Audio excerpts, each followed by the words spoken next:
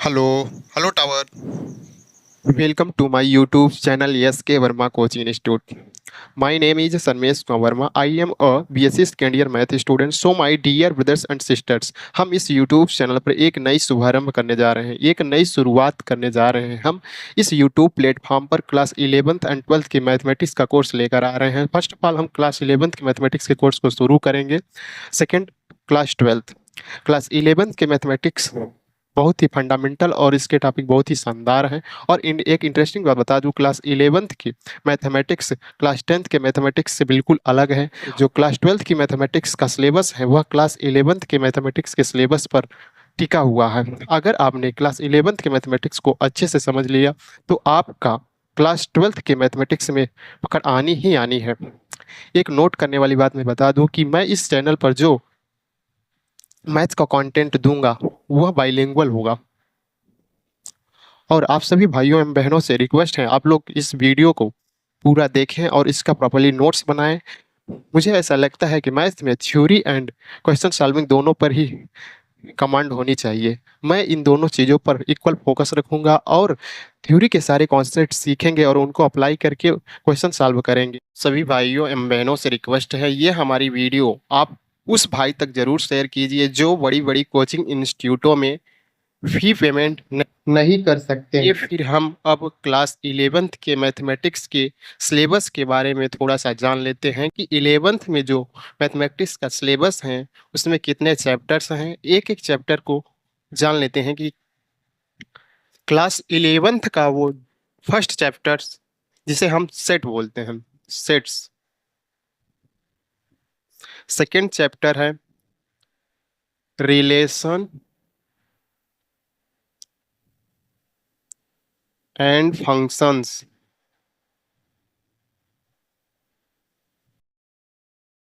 Relations and functions.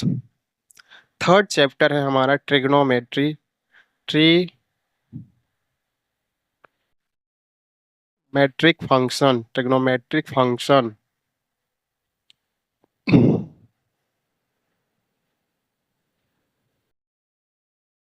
Fourth chapter है complex numbers,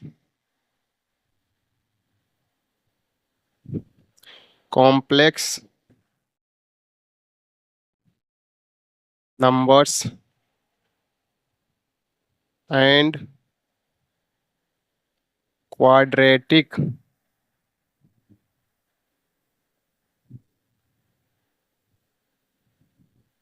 equations.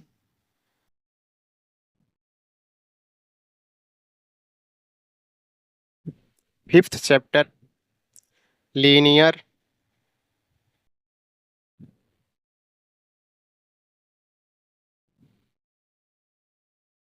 Linear inequalities.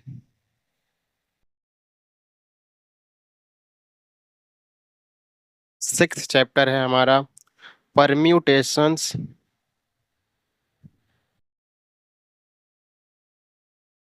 Sons and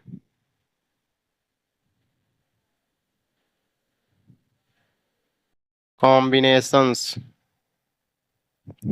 seventh chapter है हमारा binomial theorem.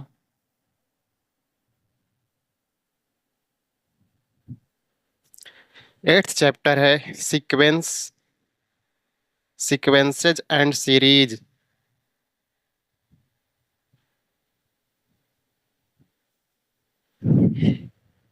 Ninth chapter है straight line.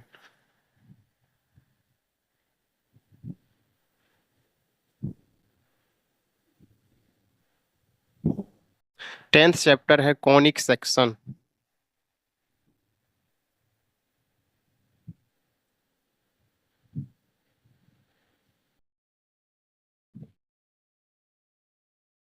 11th chapter है introduction to the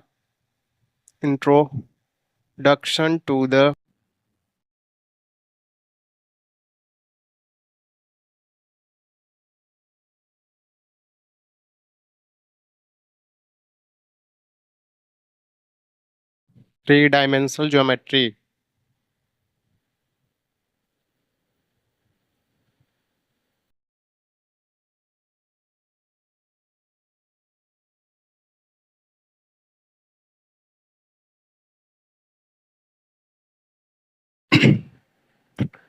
12th chapter है आपका limits and derivatives.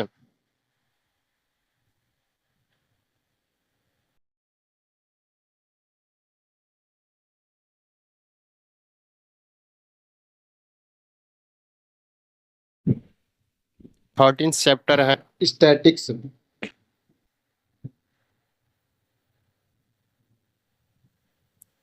And last chapter है आपका ये 14 प्रोबेबिलिटी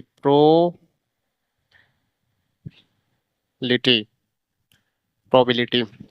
ये हमारा क्लास 11th का मैथ का सिलेबस है। क्लास 11th के मैथ में कुल 14 चैप्टर्स हैं।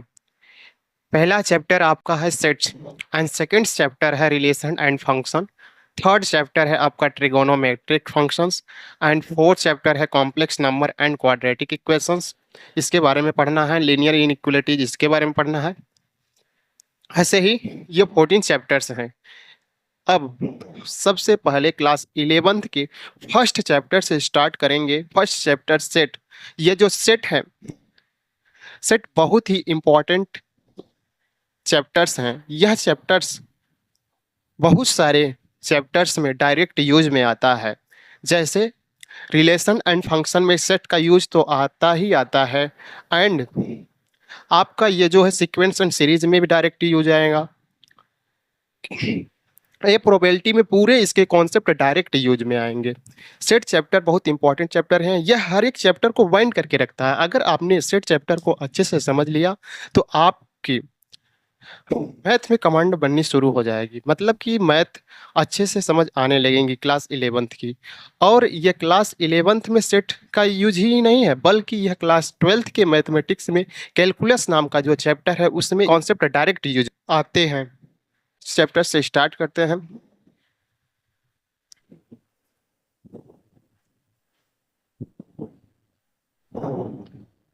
क्लास 11th का first chapter sets. Sets chapter पढ़ने से पहले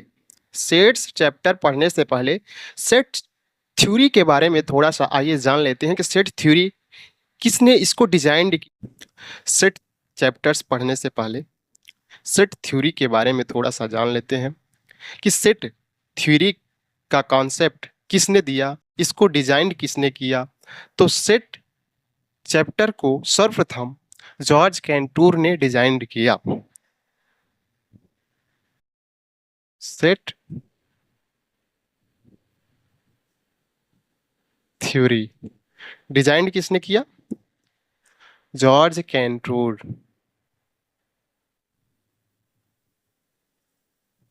जॉर्ज कैंटूर ये बहुत शानदार मैथमेटिशियन थे। ये वायलिन बजाते थे। मैथ एंड म्यूजिक इनके दिल से निकलता था। इनके दादाजी जो थे वो भी म्यूजिक के शौकीन थे। तो ये थोड़ा सा मैंने जो आपको बता दिया, ये सेट थ्योरी के बारे में बताया। अब हम चलते हैं सेट को समझते हैं। सेट की डिफिनीशन क्या है, सेट को रिप्रेजेंट कैसे करते हैं। चलिए अब हम सेट की डिफिनीशन को देखते हैं। यहाँ पर मैं सेट की डिफिनीशन लिख रहा हूँ, फिर समझाता हूँ।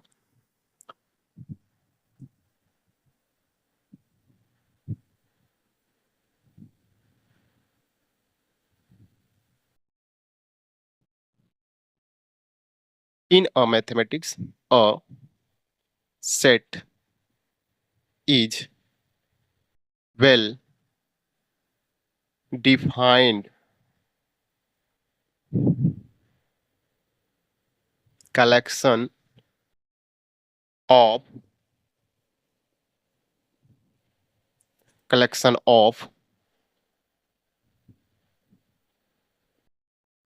distinct objects।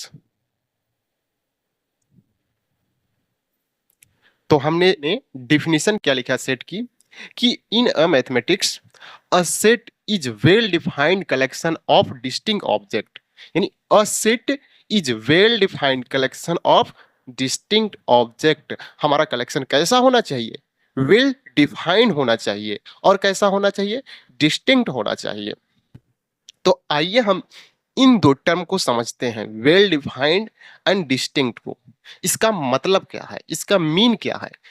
A set is a well defined collection of distinct object, ये कलेक्शन कुछ भी हो सकता है, कुछ भी हो सकता है। ये जो कलेक्शन है यह कुछ भी हो सकता है, लोगों का हो सकता है, वेरिएबल्स का हो सकता है, प्लैनेट्स का हो सकता है, एंड बुक्स का भी हो सकता है। यानी ये कलेक्शन कैसा भी हो, कुछ भी हो, लेकिन यहाँ कैसा हो, वेल डिफाइंड हो, वेल डिफाइंड हो। तो ये वेल डिफाइंड का मतलब क्या होता है, तो आइए मैं आपको बता देता हूं वेल डिफाइंड क्या होता है। वेल डिफाइंड का मतलब होता है definition, definition, definition should not be, should not be, should not be vary from person to person, person to person। Well defined का मतलब क्या होता है, वेल डिफाइंड कैसा हो, definition should not be vary from person to person. जो definition दे हम किसी भी चीज के लिए, किसी भी कलेक्शन के लिए जो डिफिनेशन दें वो सभी के लिए कॉमन हो, वो पर्सन टू पर्सन वेरी नहीं होना चाहिए। और यहां पर जो ये डिस्टिंक्ट शब्द लिखा है इसे समझते हैं। डिस्टिंक्ट का मतलब होता है, हिंदी में बोले तो पृथक, हिंदी में बोले तो पृथक, वैसे इसे सेपरेट बोल सकते हो या डिफरेंट बोल सकते हो।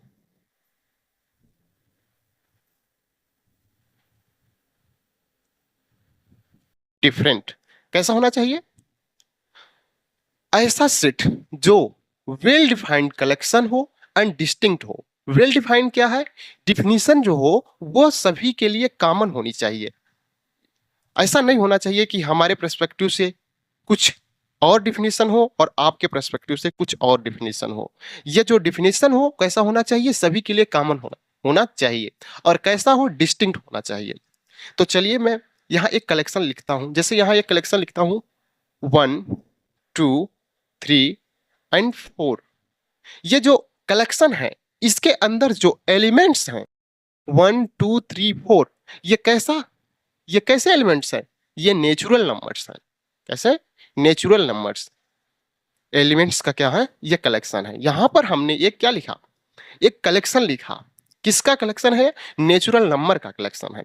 अगर यहीं पर हम एक और कलेक्शन लिखते हैं, जैसे 1 1 2 3, 1 1 2 3। अब यह इस कलेक्शन में आप देखिए, यहां पर जो इसके एलिमेंट्स हैं, इस सेट के अंदर, इस सेट के अंदर जो एलिमेंट्स हैं वो कैसे हैं, डिस्टिंक्ट नहीं है। डिस्टिंक्ट का मतलब कैसा हो, डिफरेंट होना चाहिए, सेम नहीं होना चाहिए। यहां पर क्या था, ये डिफरेंट था, यहां पर ये क्या है, सेम है। तो ऐसे कलेक्शन को हम सेट नहीं बोलेंगे, तो हमारा ये कलेक्शन सेट नहीं होगा। आई होप आपको थोड़ा बहुत सेट समझ में आ रहा होगा। चलिए आगे देखते हैं। ऐसे मान लो कि अगर एक मैं कलेक्शन यहीं लिखता हूं और एक कलेक्शन लिखता हूं, जैसे let us suppose that set ए, ऐसे भी कर सकते हो, यहाँ ये सब जरूरत नहीं है। जैसे यहां मैं एक कलेक्शन लिखता हूं,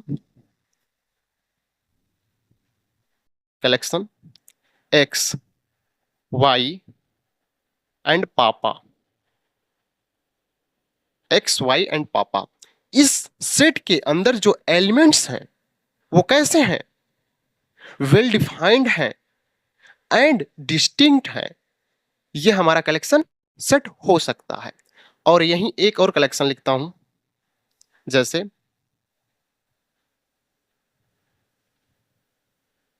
मम्मी x² -8 -2। ये हमारा कैसा कलेक्शन है, वेल डिफाइंड कलेक्शन है एंड डिस्टिंक्ट है। ऐसे एक और कलेक्शन लिख देता हूं, जैसे राघव,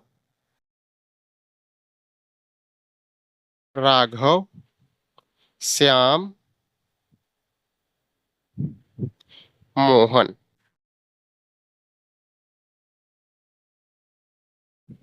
राघव, श्याम, मोहन। ये जो सारे हमने कलेक्शन लिखे हैं, ये सब कलेक्शन कैसे हैं? वेल डिफाइंड है एंड डिस्टिंक्ट है। वेल डिफाइंड का मतलब क्या होना चाहिए? वो डिफिनीशन जो सभी के लिए कॉमन हो, वो पर्सन टू पर्सन वेरी नहीं होना चाहिए। और डिस्टिंक्ट का मतलब क्या होना चाहिए? डिफरेंट होना चाहिए, सेम नहीं होना चाहिए। यहां पर कोई भी एलिमेंट्स, इन सब कलेक्शन, ये जो कलेक्शन है, इस कलेक्शन के अंदर जो एलिमेंट्स हैं वो सब कैसे हैं? वेल डिफाइंड है एंड डिस्टिंक्ट है। तो कुल मिला के सेट होने के लिए हमें क्या देखना है? वो कैसा कलेक्शन हो? वेल डिफाइंड कलेक्शन हो और डिस्टिंक्ट ऑब्जेक्ट होना चाहिए। चलिए आगे देखते हैं और सेट को समझते हैं।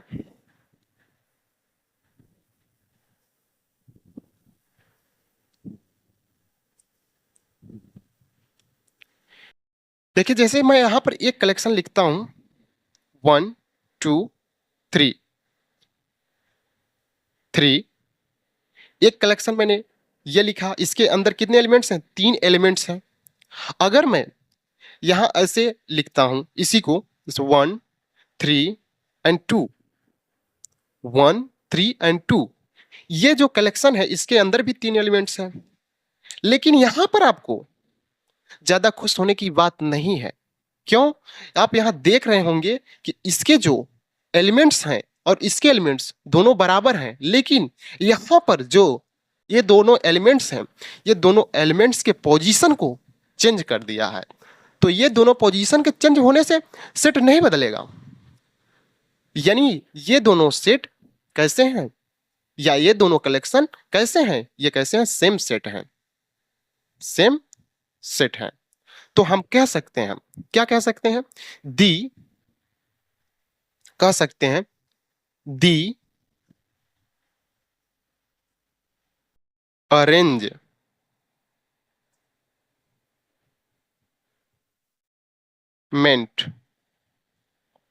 of the objects in the set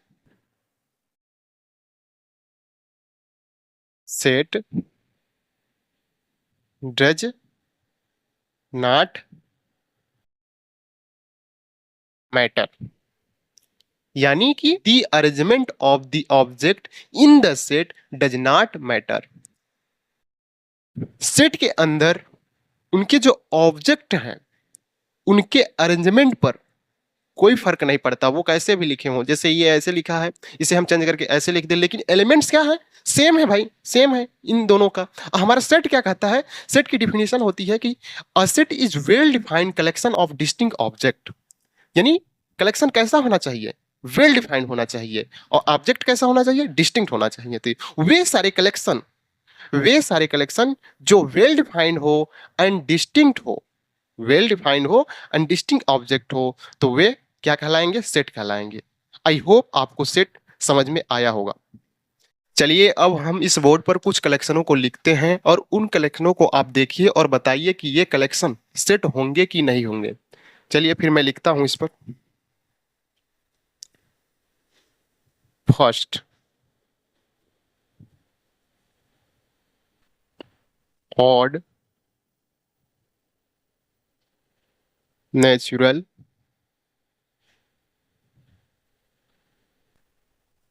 number less than 10। Second है दी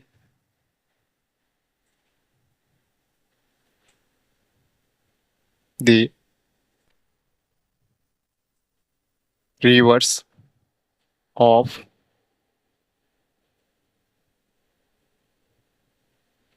इंडिया। थर्ड है the vowels mean English alpha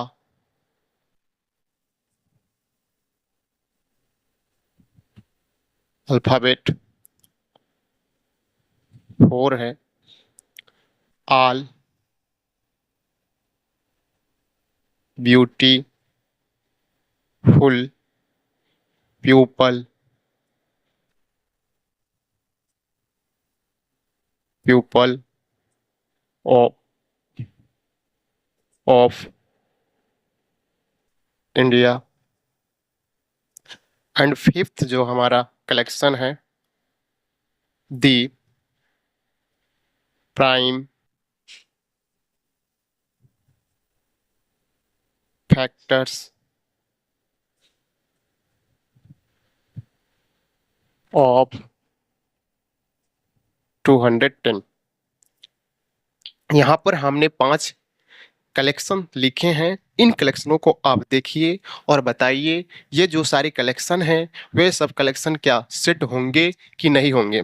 चलिए हम फर्स्ट को देखते हैं। फर्स्ट कलेक्शन है odd natural number less than 10। Odd natural number less than 10, 10 से छोटी ऑड नेचुरल नंबर्स बताइए। तो 10 से छोटी ऑड नेचुरल नंबर्स कौन कौन सी होंगी? एक तो 1 होगा, 3 होगा, 5 होगा, 7 होगा एंड 9 होगा। तो ये जो कलेक्शन बना हमारा, ये जो कलेक्शन बना हमारा, ये कलेक्शन क्या होगा? ये कलेक्शन सेट होगा, क्योंकि ये इसके जो एलिमेंट्स हैं वो कैसे हैं? वेल डिफाइंड है एंड डिस्टिंक्ट है। तो ये कलेक्शन हमारा क्या होगा? सेट होगा। सेकंड हमारा कलेक्शन है कि the reverse of India, Bharat की नदियां। भारत की नदियां प्रॉपर्ली डिफाइंड पर है ये नदी। यहाँ पर स्थिति आप हिस्ट्री ज्योग्राफी पढ़ेंगे तो वहाँ भारत की नदियां टॉपिक ही होगा। तो ये डिफाइंड है, भारत की नदियां प्रॉपर्ली डिफाइंड है। तो इसका जो ये कलेक्शन बनेगा वो कैसा कलेक्शन बनेगा? Well defined and distinct collection बनेगा। तो ये कलेक्शन हमारा भी सेट ही हो जाएगा। सेकंड, थर्ड देखते हैं the vowels in English alphabet. English alphabet में वावेल्स है A, E, I, O, you. ये जो कलेक्शन बना, ये जो कलेक्शन बना, यह कलेक्शन भी सेट, ये जो कलेक्शन बना यह कलेक्शन भी सेट ही होगा। तो थर्ड हमारा सेट होगा। चलिए फोर्थ को अब देखते हैं। All beautiful people of India, Bharat के सुंदर लोग।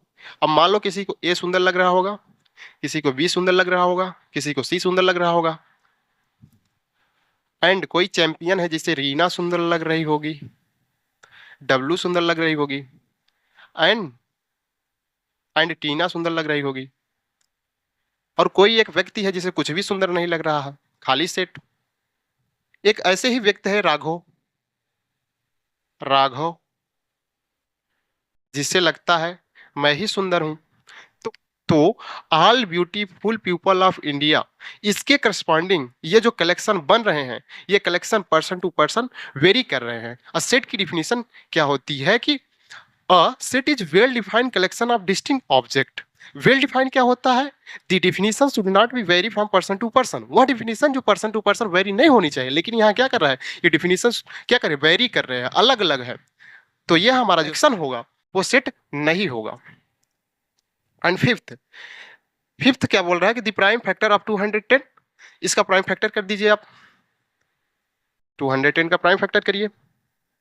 2, 105, 3, 35, 5, 7 एंड 7।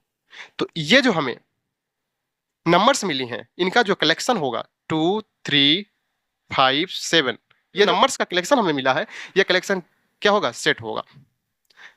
ये आगे बढ़ते हैं। सेट चैप्टर को सीखने से पहले सेट चैप्टर में कुछ इंपॉर्टेंट सिंबल्स का यूज होता है, उन सिंबल्स को जान लेते हैं।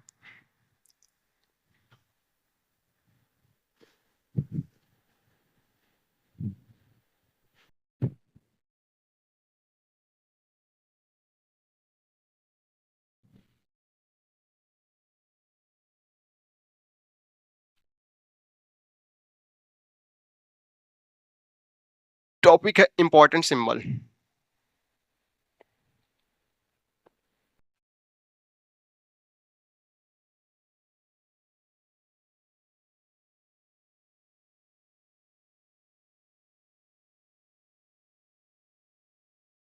इंपॉर्टेंट सिंबल्स तो देखिए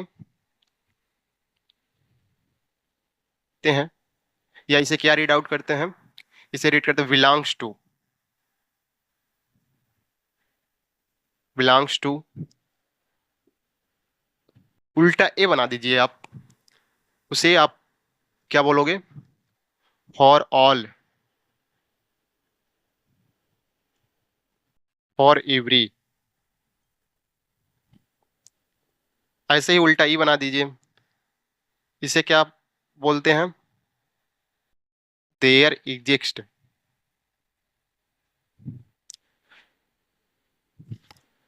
कॉलन, इसे सच दैट बोलते हैं, या वर्टिकल बार, इसे भी सच दैट ही बोलते हैं। ये कामा, इसे एंड है। तो ये हुए कुछ इंपॉर्टेंट सिंबल सेट चैप्टर को सीखने के लिए, ये बहुत इंपॉर्टेंट है। ये सिंबल्स आपको बिल्कुल कंठस्थ होना चाहिए। चलिए अब हम सेट की रिप्रेजेंटेशन को देखते हैं। चलिए अब हम देखते हैं representation of set.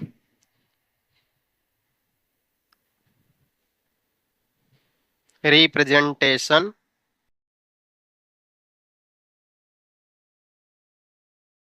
Of set. First हमारा है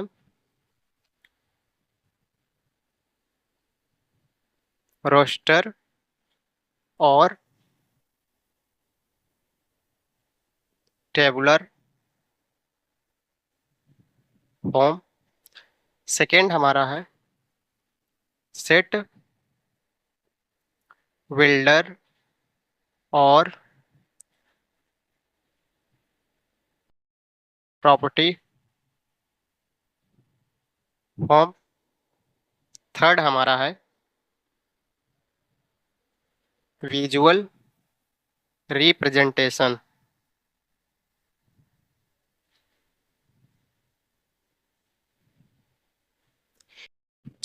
एक सेट को रिप्रेजेंट करने के तीन तरीके हैं। चलिए फर्स्ट को देखते हैं। फर्स्ट हमारा क्या है? रोस्टर और tabular form.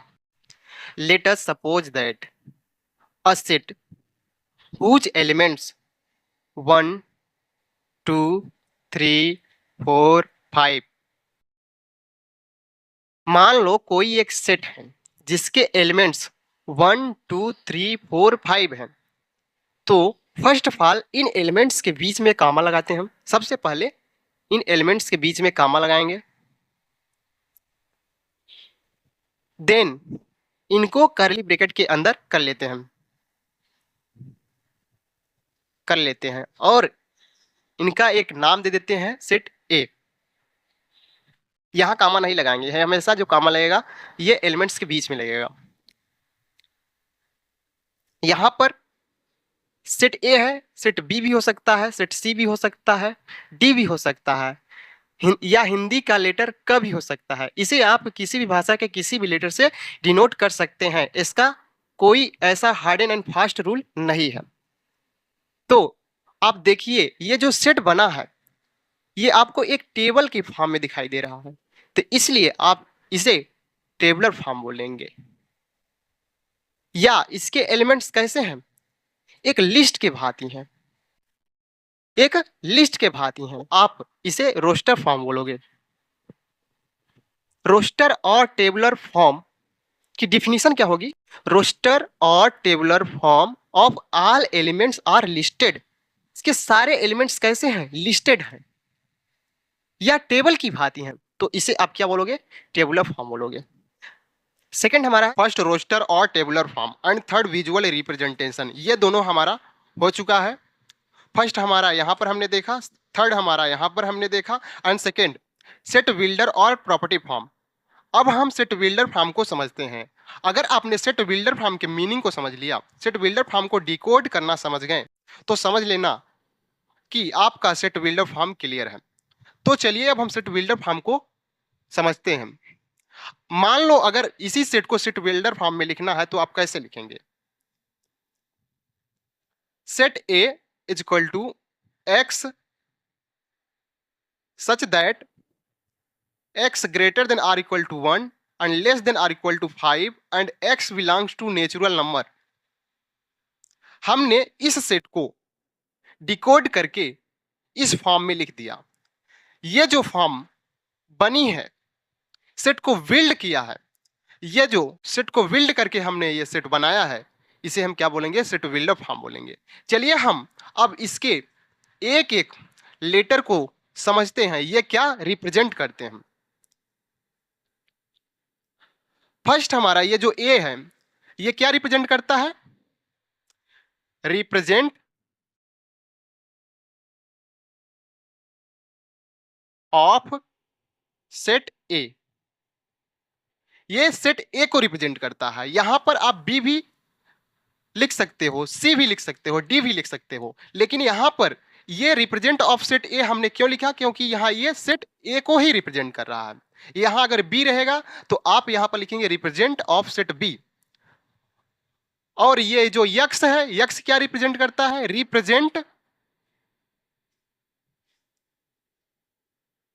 Represent elements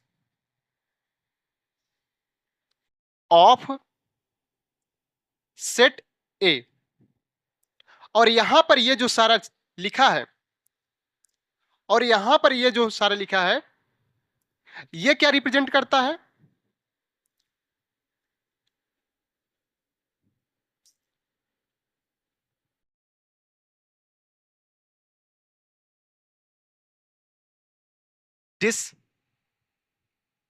description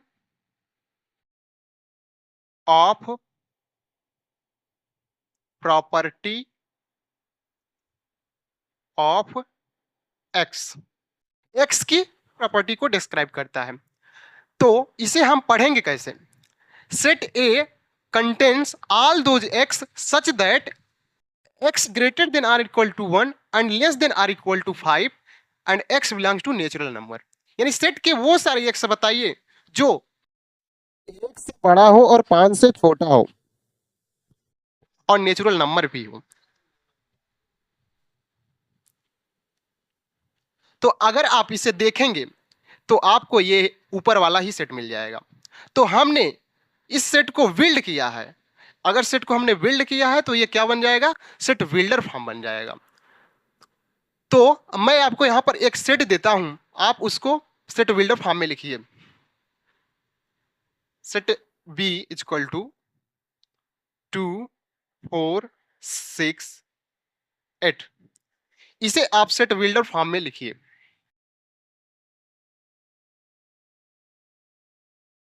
चलिए देखिए, B is equal to 2n such that n belongs to natural number and n less than or equal to 4। हमने इस सेट को बिल्ड करके बना दिया। ये हमारा जो फॉर्म बना, इसे हम क्या बोलेंगे? सेट बिल्डर फॉर्म बोलेंगे।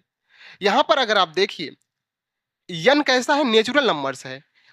अगर हम इस n की जगह 1 पुट करें तो ये नंबर्स मिल जाएंगी, n की जगह 2 पुट करें ये नंबर्स मिल जाएंगी। ऐसे ही ये मेरा सेट प्राप्त हो जाएगा। तो ये हमारा हुआ सेट बिल्डर फॉर्म। अगर इसी सेट को विजुअली रिप्रेजेंट करना है तो कैसे करेंगे? एक लूप बनाएंगे या सर्कल बनाएंगे, उसके अंदर एलिमेंट्स को दिखा देंगे 2 4 6 8 और उसके बाजू में उस सेट का नाम दे देंगे। तो आप इस सेट को देखिए,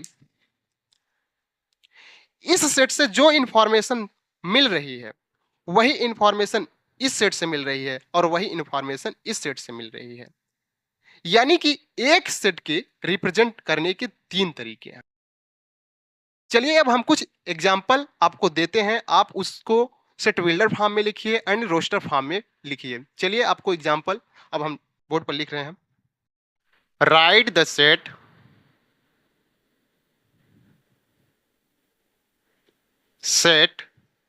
A is equal to 1 4 9 16 25 continue in the set builder form।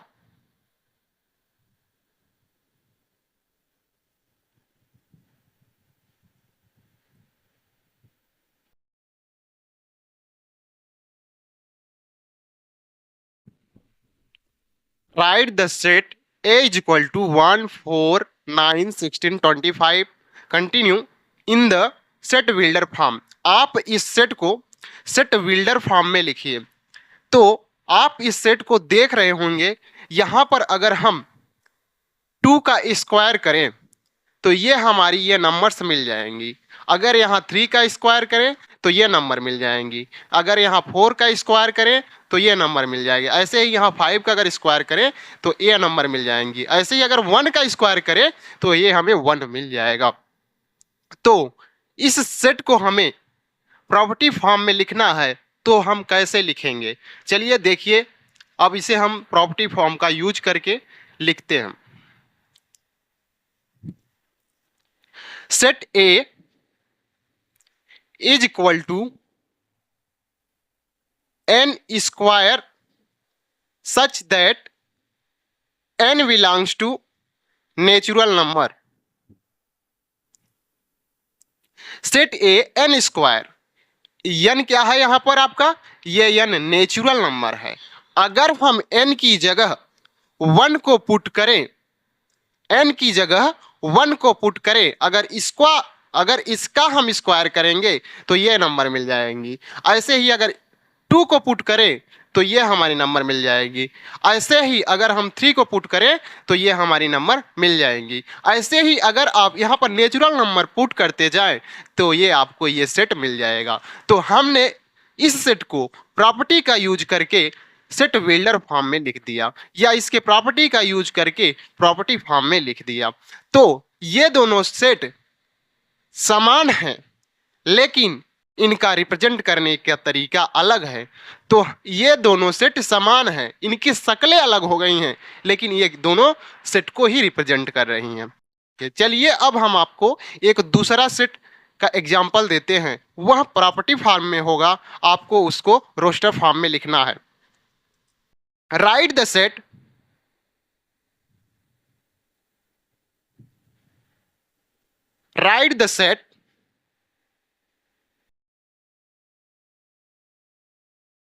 A is equal to x such that x is a positive integer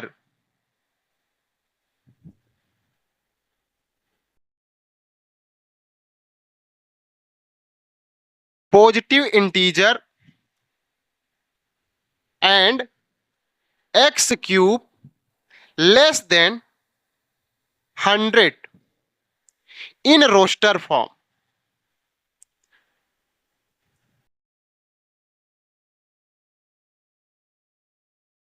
चलिए अब आप इस सेट को रोस्टर फॉर्म में लिखिए। तो आप इसे कैसे लिखेंगे? यहां पर देखें, ये क्या बोल रहा है? Set A x such that x is a positive integer and x की क्यूब लेस देन 100। यानी क्या रहा कि सेट ए के वो सारे x बताइए, सेट ए के वो सारे x बताइए जो कैसा हो? पॉजिटिव इंटीजर हो एंड x की क्यूब लेस देन 100 हो। यानी अगर उस नंबर्स का हम क्यूब करें, नंबर कैसी होने चाहिए? उसका अगर क्यूब करें तो वह क्या हो? 100 से कम हो। तो यहां पर अगर हम 1 को पुट करें, 1 का क्यूब 1 होगा, 2 का क्यूब 8 होगा, 3 का क्यूब 27 होगा, 4 का 64 होगा एंड 5 का क्यूब करेंगे तो 125 हो जाएगा। यहां पर ये बोल क्या रहा है?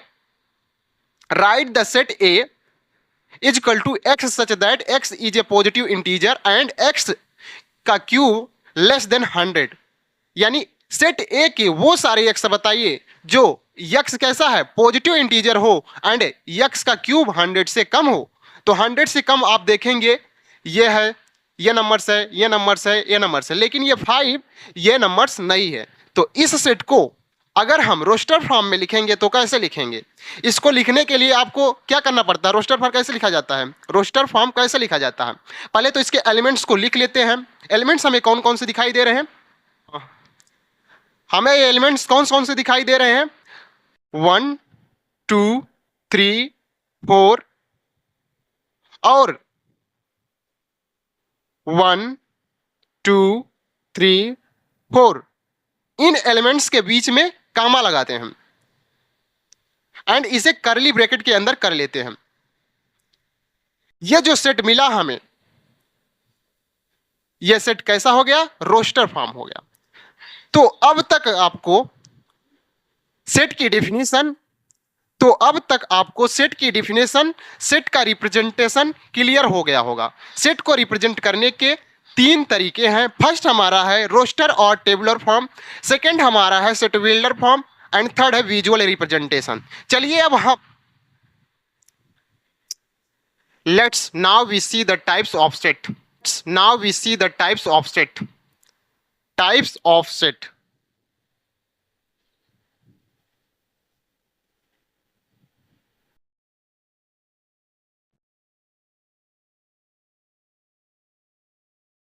Finite set,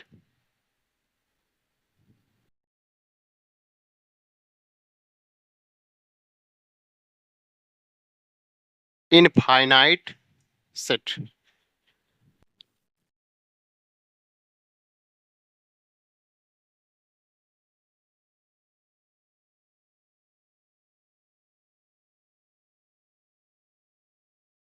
types of set.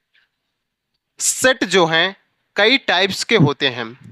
अपन शुरुआत करेंगे, बारी बारी से सीखेंगे सारी टाइप्स को। सबसे पहले finite sets and infinite set को सीखेंगे। तो चलिए देखिए फाइनाइट सेट क्या होता है, इनफाइनाइट सेट क्या होता है। फाइनाइट सेट वो होते हैं फाइनाइट सेट वो होते हैं जिनमें नंबर ऑफ एलिमेंट फाइनाइट होते हैं, फाइनाइट सेट कहलाते हैं।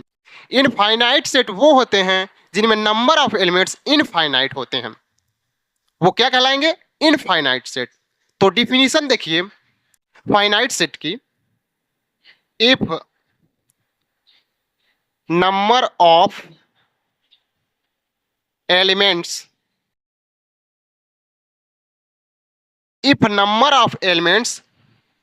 are finite,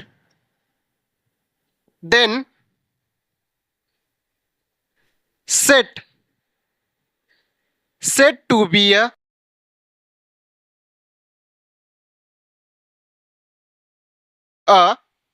finite set।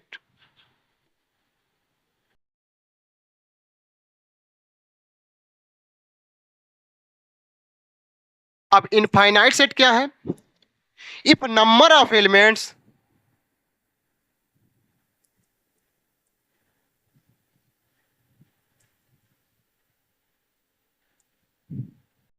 are infinite, then set to be a infinite set।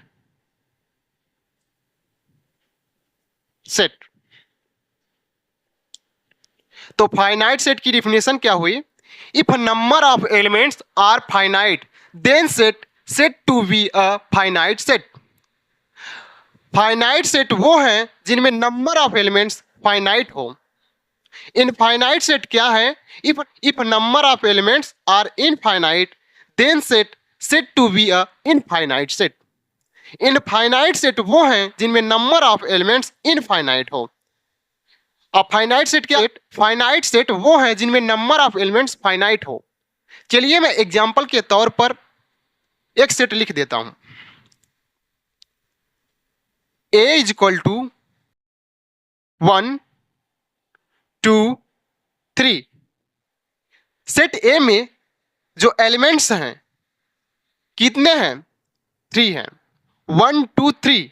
तो इसके जो एलिमेंट्स हैं वो कैसे हैं? फाइनाइट हैं। चलिए अब यहां मैं एक दूसरा सेट बी लिख देता हूं जो सारे नेचुरल नंबर्स का सेट हो। जी हां, जो सारे नेचुरल नंबर्स का सेट हो। Is equal to 1 2 3 4 continue. ये जो है सारे नेचुरल नंबर्स का सेट है।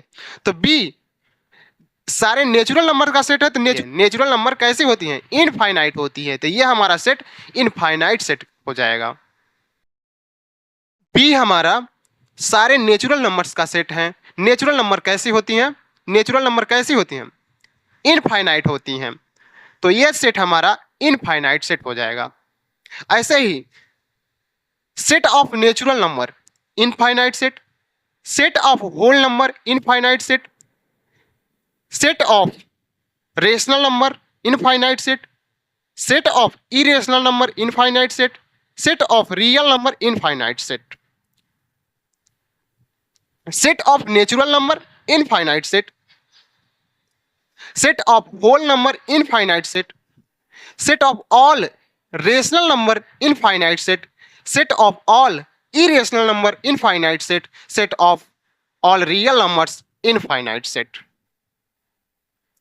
लेकिन फाइनाइट सेट में एक बहुत ही खास बात डिफाइन की जाती है। फाइनाइट सेट के साथ एसोसिएट एक बहुत ही खास बात cardinal number of a set. Cardinal number of a set, cardinal number of a set. चलिए अब देखते हैं कार्डिनल नंबर ऑफ सेट ये क्या होता है।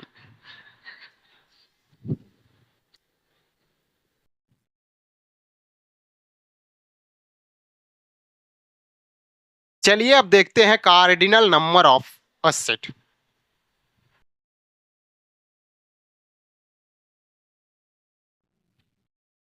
Cardinal number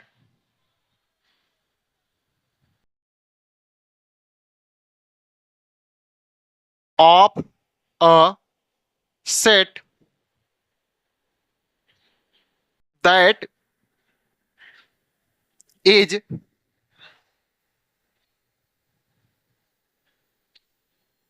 defined for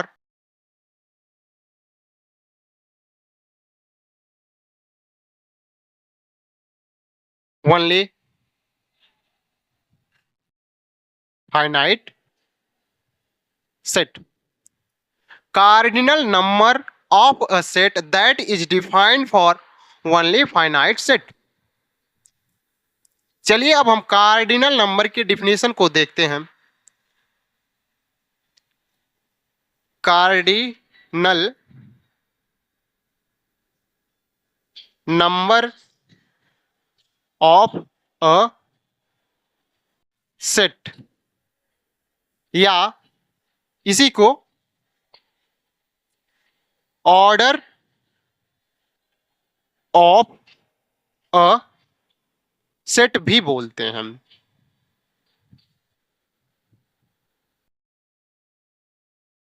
suppose that set A,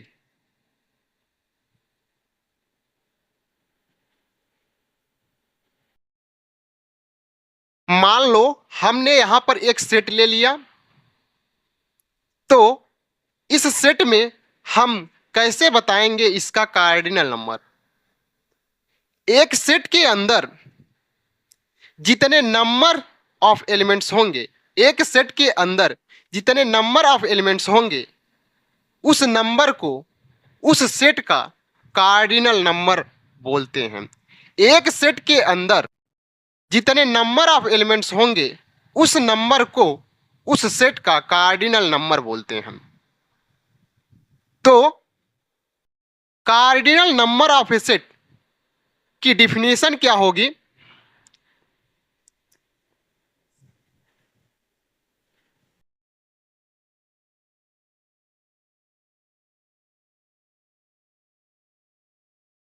number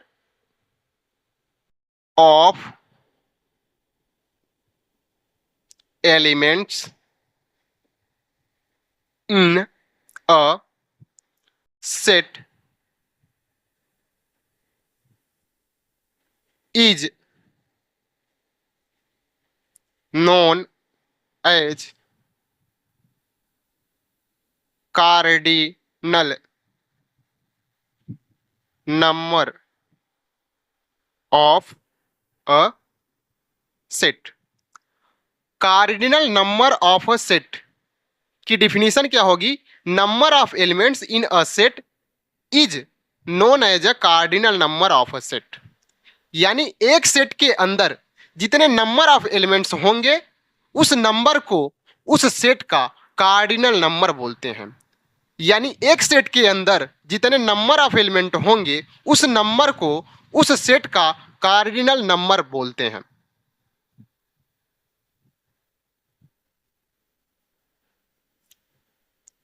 तो इस सेट में कितने नंबर्स ऑफ एलिमेंट हैं? 5। तो कार्डिनल नंबर को रिप्रेजेंट कैसे करते हैं? कार्डिनल नंबर को यहां पर एन ए ऐसे रिप्रेजेंट करते हैं, या फिर ओ ए, या ए के दोनों साइड वर्टिकल बार लगा देते हैं। ये तीनों कार्डिनल नंबर ऑफ सेट को ही रिप्रेजेंट करते हैं। यहां पर इस सेट का कार्डिनल नंबर 5 है। तो cardinal number of a set को रिप्रेजेंट करने के ये 3 तरीके हैं। सबसे ज्यादा पॉपुलर ये वाला है। तो यहां पर मैं एक सेट लिखता हूं, उसका आप कार्डिनल नंबर बताइए। B equal to 1 2 3 4 Z Y Q. इस सेट का कार्डिनल नंबर क्या होगा?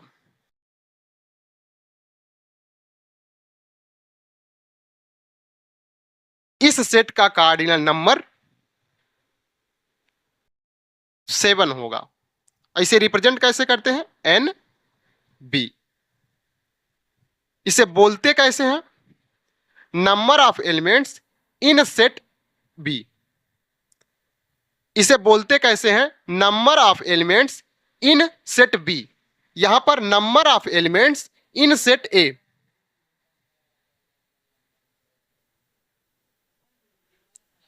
सेट बी में नंबर ऑफ एलिमेंट्स कितने हैं? 7 हैं। सेट इसका कार्डिनल नंबर कितना है? 7 है। तो सेट बी में कार्डिनल नंबर की संख्या 7 है। बी सेट में एलिमेंट्स कितने हैं? 7 हैं। तो इसका कार्डिनल नंबर कितना हुआ? 7 हुआ। इसे पढ़ते कैसे हैं? Number of elements in set B. इसे पढ़ते कैसे? Number of elements in set B. तो इसका कार्डिनल नंबर कितना है? 7 है। तो कार्डिनल नंबर क्या होता है? Number of elements in set A is known as cardinal number of a set. एक सेट में जितने नंबर ऑफ एलिमेंट्स होंगे उस नंबर को उस सेट का कार्डिनल नंबर बोलते हैं। एक सेट में जितने नंबर ऑफ एलिमेंट्स होंगे उस नंबर को उस सेट का कार्डिनल नंबर बोलते हैं। अगर मैं आपको कहूँ 2 सेट हैं, क्या उनका कार्डिनल नंबर समान हो सकता है? अगर मैं आपसे कहूँ 2 सेट हैं, क्या उनका कार्डिनल नंबर समान हो सकता है? चलिए मैं यहाँ पर 2 सेट लिखता हूँ। एक सेट है C इजकल टू 1, 2।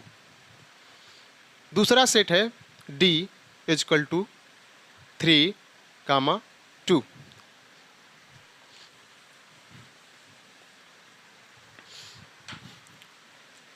इस सेट को आप देखिए, इसमें नंबर ऑफ एलिमेंट्स कितने हैं? 2 हैं।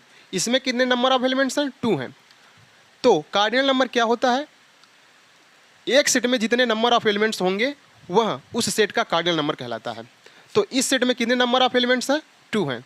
तो इसका कार्डिनल नंबर क्या लिखेंगे हम? n number of elements in set C is equal to 2। और इस वाले में number of element set D is equal to 2। तो ये दोनों सेट का, तो इन दोनों सेट का कार्डिनल नंबर समान है। N C is equal to N D. लेकिन यहां पर आप सेट को देखेंगे तो सेट अलग अलग हैं। Then C does not equal to D. तो यहाँ हम कह सकते हैं दो सेट अलग अलग होंगे लेकिन उनका कार्डिनल नंबर समान होगा।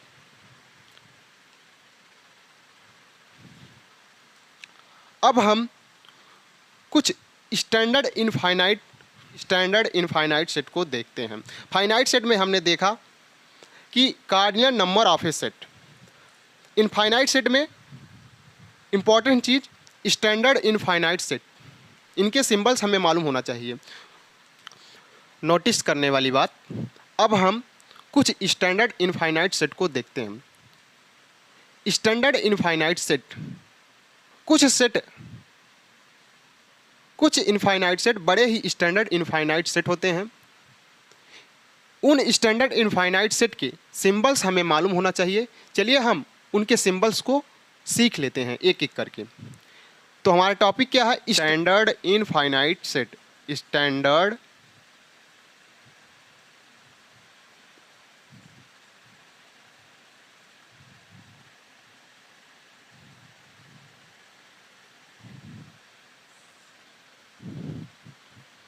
चलिए इनके सिंबल्स को सीख लेते हैं। यहां पर एन क्या रिप्रेजेंट करता है? Set of all natural number.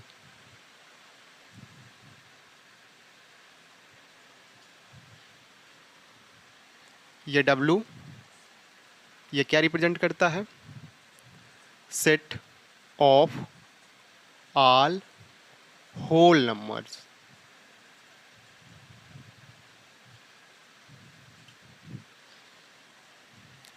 R set of all real number।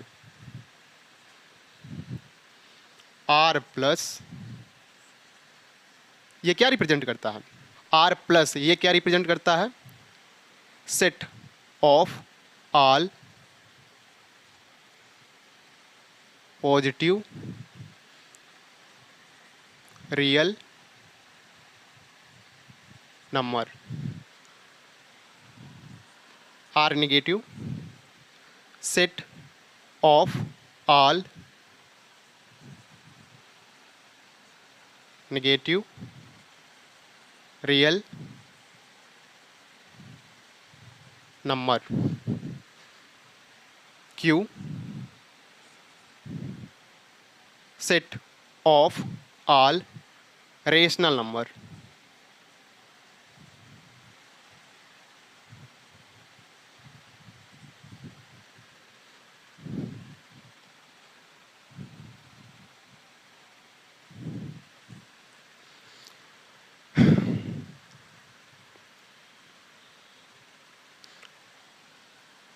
Z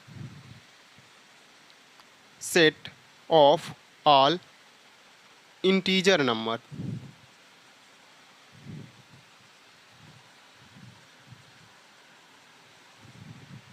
number या I या Z plus set of all positive integer number. I negative Z negative, ये क्या हो जाएगा? Set of all negative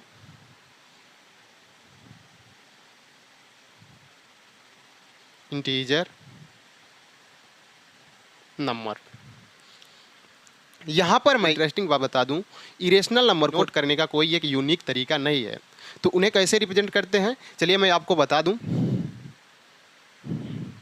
irrational number real number minus rational number. Real number में से rational number को निकाल देंगे तो कौन से नंबर बचेंगे? Irrational number. तो इसे आप बोल सकते हो set of all irrational number.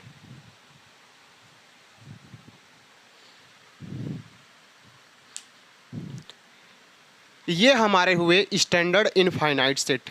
इनके सिंबल्स हमें बिल्कुल याद होने चाहिए। इन सिंबलों का पूरे सेट में बहुत ज़्यादा यूज है, तो ये सिंबल्स हमें बिल्कुल याद होना चाहिए और इनके सिंबल्स का यूज सेट के चैप्टर में बहुत ज़्यादा पड़ेगी। चलिए अब हमारा डिस्कशन चल रहा है टाइप्स ऑफ सेट में। टाइप ऑफ सेट में हमने देखा finite set, infinite set. Finite set में एक खास टर्म डिफाइन की जाती है, जिसे क्या बोला जाता है, फाइनाइट से एक खास टर्म डिफाइन की जाती है। वो टर्म कौन सा है? Cardinal number of a set. तो हमने कार्डिनल नंबर को देखा। एंड इनफाइनाइट सेट में कुछ स्टैंडर्ड इनफाइनाइट सेट होते हैं, उनके सिंबल्स हमें मालूम होना चाहिए। यहाँ पर हमने सारे सिंबल्स को बता दिया है, आप इन सिंबलों को बिल्कुल याद कर लीजिए। इनका जो यूज है बहुत ज़्यादा है सेट के चैप्टर में, और सारे चैप्टरों में भी इनका यूज है। चलिए हमारा डिस्कशन चल रहा है टाइप्स ऑफ सेट में।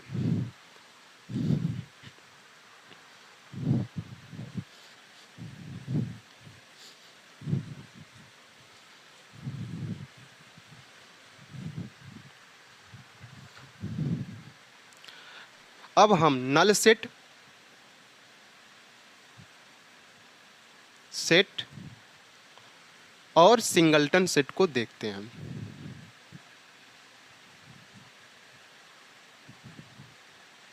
सेट, नल सेट क्या होते हैं, सिंगलटन सेट क्या होते हैं। नल सेट को वाइड सेट भी कहते हैं, वाइड सेट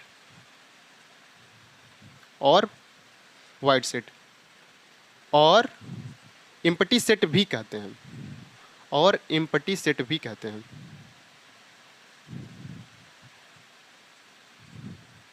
सेट भी कहते हैं। तो नल सेट क्या है? नल सेट वो हैं जिनमें नंबर ऑफ एलिमेंट्स जीरो हैं। नल सेट क्या है? नल सेट क्या है? नल सेट वो हैं जिनमें नंबर ऑफ एलिमेंट्स जीरो हों। ऐसा सेट जिसके नंबर ऑफ एलिमेंट्स जीरो हों, तो ऐसे सेट को नल सेट बोलेंगे। और सिंगलटन सेट क्या है? ऐसा सेट जिसमें नंबर ऑफ एलिमेंट्स केवल वन हो, तो उसे हम क्या बोलेंगे? सिंगलटन सेट बोलेंगे। तो उसे हम क्या बोलेंगे? सिंगलटन सेट बोलेंगे। तो singleton set and null set की डिफिनीशन क्या होगी? चलिए अब हम देखते हैं। नल सेट की डिफिनीशन होगी, if number of elements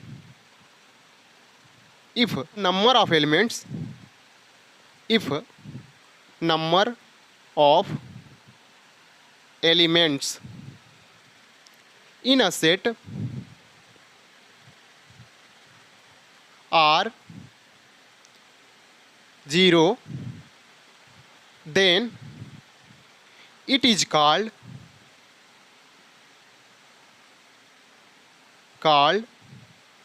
null set।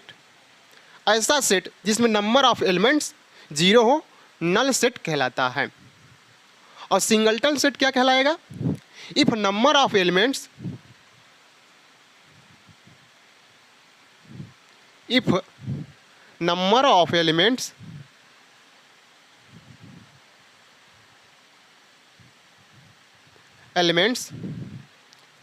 is 1,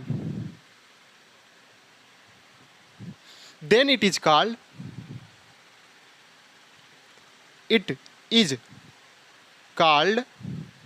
singleton set.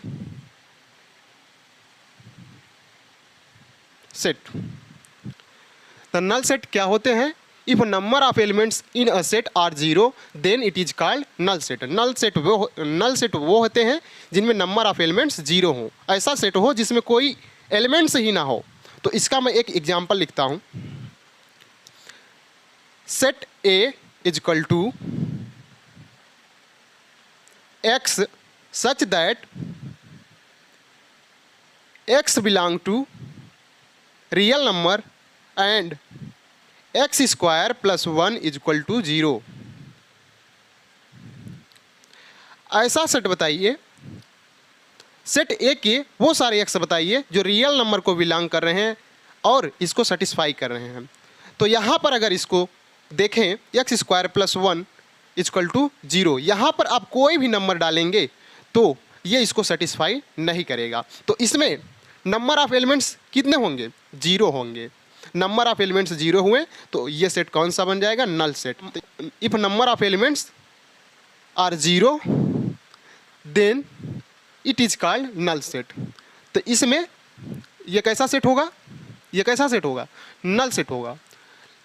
अब देखते हैं representation of null set. Null set को रिप्रेजेंट करने के, नल सेट को रिप्रेजेंट खाली ब्रैकेट से किया जाता है या फाई से डिनोट किया जाता है।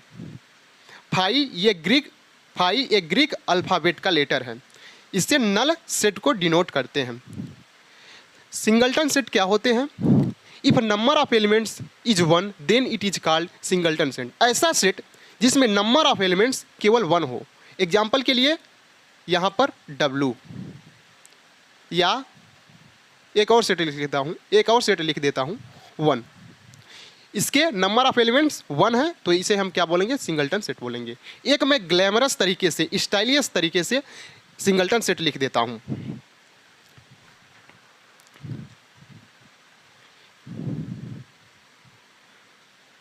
Set A is equal to x such that x square minus 1 is equal to 0 and x greater than 0। तो इस सेट में अगर आप देखें, इस x की जगह यानी सेट के वो सारे x बताइए जो इसको सेटिस्फाई करता हो और 0 से बड़ा भी हो। तो यहाँ पर अगर 1 पुट करेंगे तो 1 का स्क्वायर माइनस 1 इजकल टू 0। तो 1 का स्क्वायर करेंगे तो 1 माइनस 1 इजकल टू 0, यानी ये इसके केवल एक ही एलिमेंट्स इसको सेटिस्फाई कर रहे हैं। तो ये हमारा जो सेट बनेगा वो कौन सा सेट बनेगा?